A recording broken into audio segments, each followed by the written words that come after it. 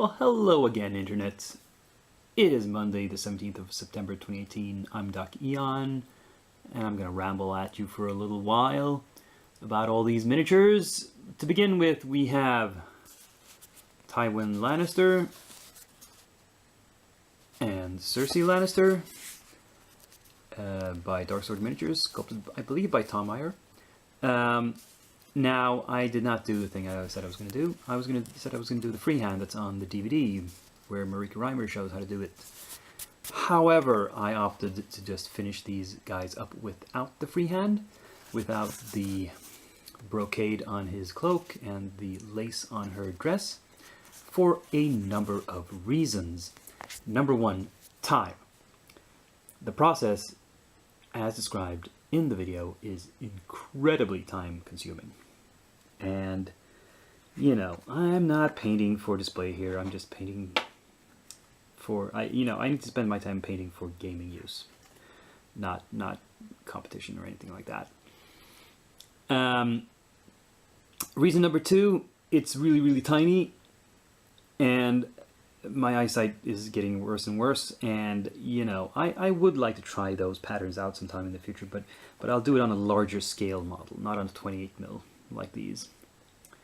And third, on rewatching those segments of the DVD, I remember that, oh right, see, when you're doing those freehand things, they're supposed to be stuff that's not like painted on the cloth. It's supposed to be woven into the cloth. It's an integral part of the cloth, and that means you're partially using the same colors. So I should have done it right away when I was painting the fabric and still had those paints on my palette. Now I've forgotten kind of what the mixes were, and yeah, sure, I could recreate them, but it's just another hurdle to jump to try to get it. But anyway, I think I practiced doing some really deep shading on this cloak, and I practiced some sheer cloth effects on the dress, trying to make it see-through, but not too see-through, like still giving the impression there's some fabric there. Well, you be the judge of how well I did. Let's see if I have some more minis to show you. And I also finished these guys. These 4 minis from, what was the name of the company? Westphalia. These are resin character minis, and they are, well, I'm not sure what I was going for here, really. I have to admit, I did not plan these out in any thought out manner. I just kind of slapped the colors down as they came, and maybe I was going for some sort of realism with these more muted colors and a little more drab, like not contrasting colors, not complementary colors, but just stuff that's sort of the same end of the color wheel, like yellow, orange, and green here. There's nothing that pops really, it all sort of blends together. And this guy, I thought, he's a ranger of some sort, he shouldn't be wearing bright eye-popping clothes, so he's got greens and browns and grays, and that's just about it. The bard is the only thing that's sort of out there, and I even kept him a little bit non-contrasting, as in green doublet and blue pants. That does not stick out as much as if, say, I had put some red in there or some brighter yellow. Some other places, I mean, there's yellow inside the slashes of the sleeves. So there's a yellow under tunic, also some yellow under the purple of the hat, but overall a relatively restrained guy. I mean, if you recall, last time I painted some villagers, some civilians. This is not a civilian, but she's kind of in a relaxed pose. It was some hassle-free minis, and I painted those very cartoony, very bright. So I went the opposite way with these. I think I should stick with the cartoony style. I think that's more my wheelhouse, really. But you have to experiment sometimes and see what happens.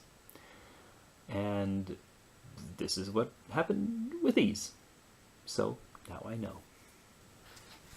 And finally, the monsters. I promise, these are the last minis I finished this week that I have to show you. I seem to have been very productive, haven't I? Enjoyed while it lasts. So this is an owlbear, also from Westphalia.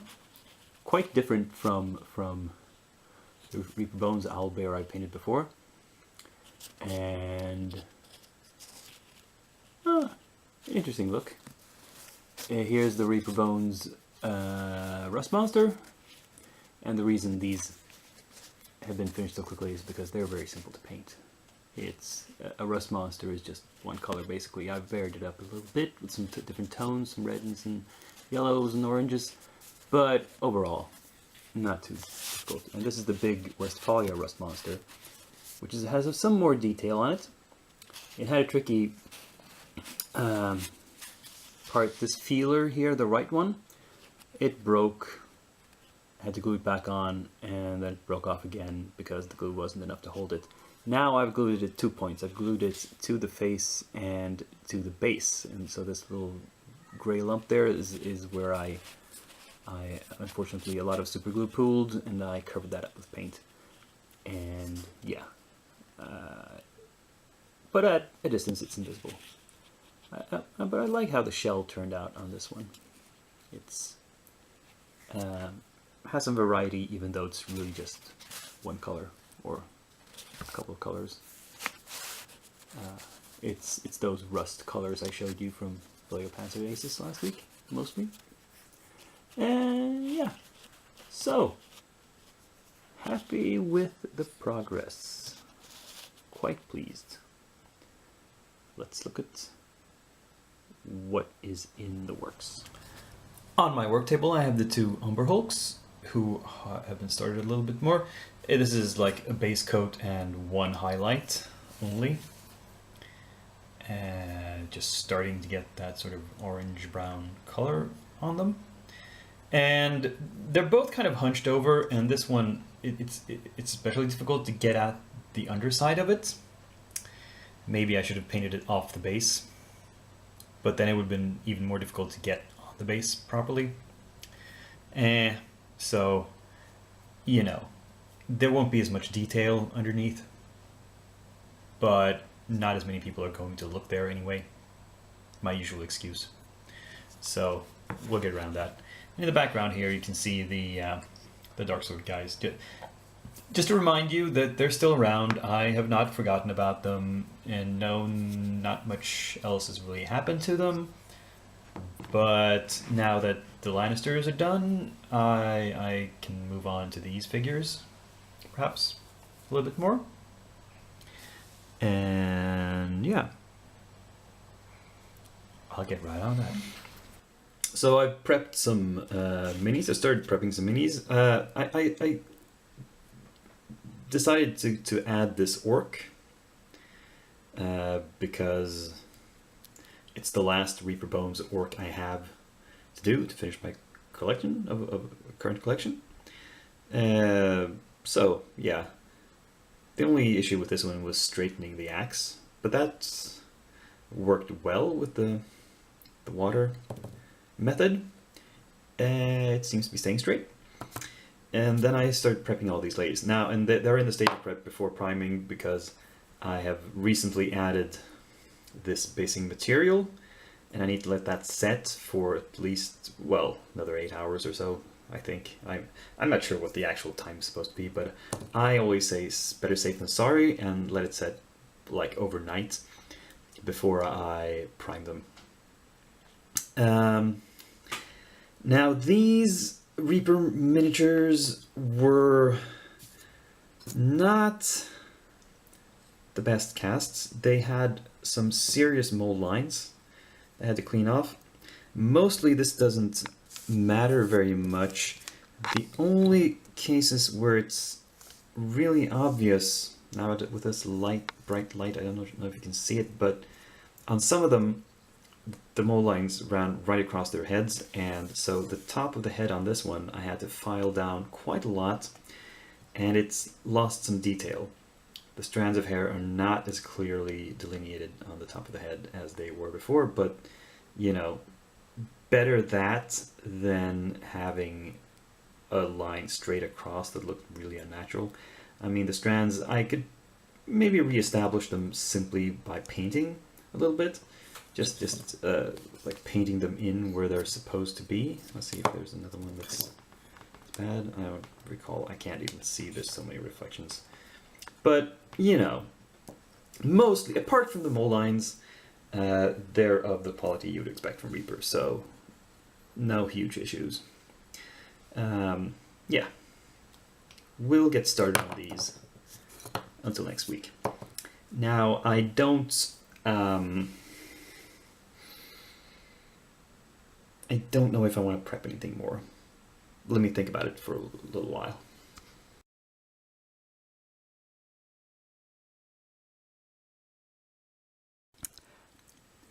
And the answer is maybe. The answer to will I prep anything more? Well, but let's begin with saying that the haul portion of my video this week is pretty much all paints. These are Reaper paints from their Master Series Paint HD line, the high density pigment line. And the reason I have so many new bottles of paint here is that Reaper announced they were discontinuing this line. And I thought, why? I mean, I like their normal paints just fine, but their coverage is on par with just about every other paint out there, Vallejo, Citadel, whatever. They're all the same. But these HD paints, they actually do, the ones that I've tried, exactly what it says on the bottle. The label is true. It does cover much better. So I can't see why they're getting rid of them. They have not replied to any questions about that. So we don't know. But I decided to future-proof my collection of paints. I don't actually need these right now, but you know, I'll want them sometime in the future. So I've picked up just about all of them. There's a few that I don't have still from that line. I'll have to scrounge around and see if I can find them from some other retailer. But I have most of the sort of collection now.